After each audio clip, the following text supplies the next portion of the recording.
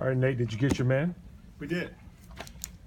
We did. There was a lot of guys we liked in this draft, but Kevin, since I've been working with him, both he and Chad, they've done a great job this time of the year predicting the draft, and pretty much everything went as we thought it would go. And as far as the players that went before our pick, we thought it would go that way, and our guy Aaron was there. And we're getting a solid guard. We didn't have an opportunity to bring him in, but very happy to have him on board.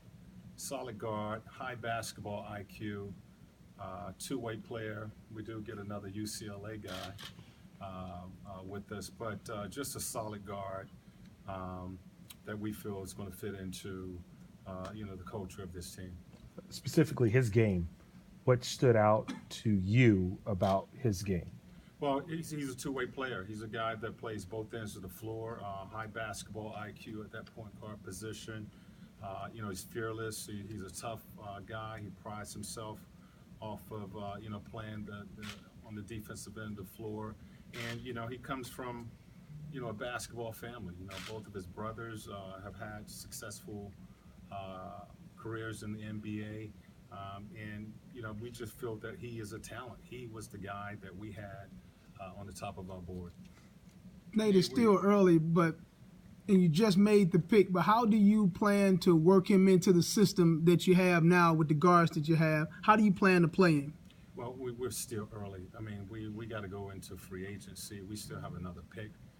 The draft is still going on, so we're just happy that the guy that one of the guys that we had on the board, and we was able to select him today. So we're not through with building the roster.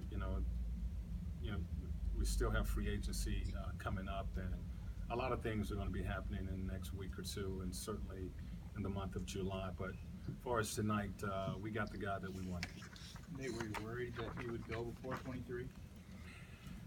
Really, this is a time for Kevin and Chad and our scouts. Those guys do all this work, throughout the year, scouting players. And for me, I'm kind of sitting back. It's fourth quarter for them, and they just had to make a play or run a play, and they executed it to perfection. Were we afraid? You're doing a lot of things are happening, in the room, leading up to your pick. But as I said before, they had this draft, and they've had it in the past, the way it went until our pick. So we kind of felt that certain guys would be available, and Aaron was available, and we was happy with that pick. With all the young guys, all the one and done players, you get a 3-year guy. That beneficial? That guy, that veteran, that savvy? Absolutely.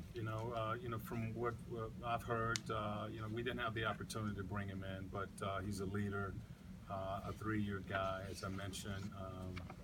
High basketball. We feel he has a high basketball IQ, so that definitely plays a part. And again, I think he fits into the group that we currently have. Nate, when you say you didn't bring him in, was there an effort to bring him in, or was it a case where he didn't think he'd be available to you? I don't know. I can't, speak on that. It was just we didn't have him in, but we did have him when I walked in the room as one of the top guys that I guess if he was there, we would take him. Have you had a chance to see him personally on television?